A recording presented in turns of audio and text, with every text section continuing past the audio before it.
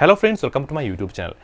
दोस्तों, एसटीडी यानी जो सेक्सुअल ट्रांसमिटेड डिजीज होते हैं, बहुत सारा बीमारी है जैसे एचपीवी हो गया, human papilloma virus, syphilis, gonorrhoea, HIV, ये सारा जो है ये एसटीडी के अंदर आता है। तो अगर ये बीमारी किसी को लग जाता है ना, तो सही टाइम पे लोग इलाज नहीं करते। हमारी प्रॉब्लम ये है क्योंकि लोगों की मन में कुछ शंकाएं होता है कि डॉक्टर के पास जाएंगे तो डॉक्टर साहब क्या बोलेंगे, ये सब बहुत सारा मन में चलता रहता है। और ये बीमारी साथ लेके बहुत दिन 2-3 महीने वो लोग रह जाते हैं और बाद में जब ये बीमारी बहुत बड़ा हो जाता है तब जाके डॉक्टर के पास जाते हैं। तो ये बिल्कुल नहीं करना। ये जो एसटीडी डिजीज़ होता है दोस्तों, ये आपको सही समय पे अगर सही ट्रीटमेंट आपको अगर मिल गया ना, तो बहुत आसानी से आप स्वस्थ भी हो सकते हैं। तो इसी रिलेटेड एक डिजीज़ के बारे में आज की इस वीडियो में दोस्तों बात करने वाला हूं, जो है गनोरिया। तो ये बहुत ज़्यादा लोगों पे दिखाई दे रहा है अभी, जिनको भी सेक्सुअल ट्रांसमिटेड डिजीज़ हो रहा है, बहुत ज़्यादा लोगों को ये गनोरिया डिजीज़ हो रहा है। मैन हो या फिर फीमेल हो, किसी के भी, मेल फीमेल किसी को भी ये बीमारी जो है लग सकता है।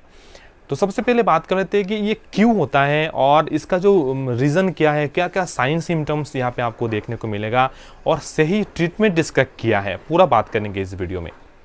देखिए, ये मेनली एक बैक्टीरियल इन्फेक्शन है और ये बैक्टीरिया है नाइजीरिया गोनोरिया। इस बैक्टीरिया की वजह से ये संक्रमण होता है। किसी को या मेल या फिर फीमेल किसी को भी अगर इस बैक्टीरिया का संक्रमण लग जाए एक बार, तो इससे ये डिजीज़ हो सकता है। और इसका अगर साइन सिम्टम के बारे में बात करें तो दोस्तों, बहुत लोगों को ऐसा है कि ये बीमारी के उनके पास ये संक्रमण है, लेकिन जो लक्षण है वो दिखाई नहीं देता। ऐसा भी बहुत लोगों के साथ हो रहा है। और ज़्यादातर जो लोग हैं, जब ये संक्रमण उनके अंदर होता है तो 2 से 14 दिन के अंदर अंदर, यानी लगभग 2 वीक्स के अंदर उन पे जो लक्षण है वो दिखाई देना स्टार्ट हो जाता है। तो ये जो नाइजीरिया गोनोरिया है, ये किसी भी मेल पे अगर है और वो मेल अगर किसी फीमेल के साथ अगर अनप्रोटेक्टेड सेक्स पे अगर कांटेक्ट में आते हैं तो उनको भी ये जो बीमार है ये लग सकता है। दोस्तों, इसके लक्षण के बारे में अगर बात करें कि क्या क्या लक्षण यहाँ पे दिखाया जाता है, तो फीमेल में जो लक्षण है वो दोस्तों, उनकी जो वजाइना है वहाँ से वाइट डिस्चार्ज निकाल सकता है, बैड स्मेल के साथ निकाल सकता है। जो मेल है उनको भी ऐसा ही होता है, जो यूरिन का रास्ता है वहाँ से आपको कुछ यहाँ पे वाइट डिस्चार्ज आपको देखने को मिल सकता है। या फिर दोस्तों क्या होता है, ये मेनली फीमेल या फिर मेल का जो यूरेथ्रा होता है, यानी जो यूरिन का जो रास्ता होता है वहाँ पे ज़्यादातर संक्रमण करता है। फीमेल में सर्विक्स पे भी इन्फेक्शन हो जाता है, थ्रोट में हो जाता है, एनस में भी, ये एनस के अंदर पे भी ये संक्रमण कर सकता है। तो ये जो लक्षण है तो वहाँ से कुछ वाइट डिस्चार्ज आपको देखने को मिल सकता है। जिनको इस बीमारी होता है दोस्तों, वो सेक्सुअली इंटरकोर्स के टाइम पे उनको बहुत सारा पेन हो सकता है, वजाइना के थ्रू उनका जो है ब्लीडिंग भी हो सकता है।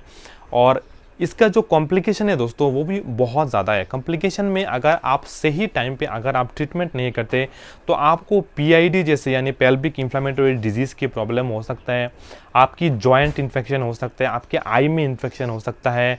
और बहुत ज़्यादा लोगों को इनफर्टिलिटी, यानी जो आपको जो गर्भधारण का जो आपका क्षमता है, आप पुरुष या नारी में, उन पे भी बहुत ज़्यादा इफेक्ट यहाँ पे आ सकता है। अब दोस्तों बात करते हैं प्रिवेंशन के बारे में। तो प्रिवेंशन के यही है कि जिनको ये बीमारी है उनके साथ अगर कोई भी सेक्सुअल रिलेशन अगर करते हैं तो यहाँ पे सेफ जो कॉन्डोम वगैरह होते हैं उनके यूज़ करना चाहिए। अगर आपका एक सेक्सुअल पार्टनर ही आपको रखना चाहिए। कभी भी जो लोग बहुत सारे लोगों के साथ संबंध बनाते हैं उनको इन्फेक्शन होने का खतरा जो है बहुत ज़्यादा होता है। ये प्रिवेंशन है। और ट्रीटमेंट के बारे में अगर बात करें तो ट्रीटमेंट में देखिए, मेनली जो ये बैक्टीरियल इन्फेक्शन है तो इसके लिए, बैक्टीरिया को मारने के लिए जो डॉक्टर साहब जो एंटीबायोटिक मेडिसिन आपको दे सकते हैं। एंटीबायोटिक मेडिसिन अगर ज़्यादा आपका इन्फेक्शन हो गया तो लॉन्ग टर्म तक आपको यहाँ पे एंटीबायोटिक थेरापी आपको लेना पड़ेगा। बाकी जो है आपको रेगुलर मॉनिटरिंग करना चाहिए कि आप में कुछ संक्रमण है कि नहीं। अगर आप ऐसे कुछ काम करते हो जिसकी वजह से आपको संक्रमण होने का चांस ज़्यादा रहता है तो आपको रेगुलर जो है आपका चेकअप, आपका जो ब्लड टेस्ट रेगुलर वो करना चाहिए। और मैं यही कहूँगा कि ये सब चीज़ जो होता है, जिन चीज़ से आपको वहाँ पे नहीं जाना चाहिए, ये चीज़ आपको करना ही नहीं चाहिए।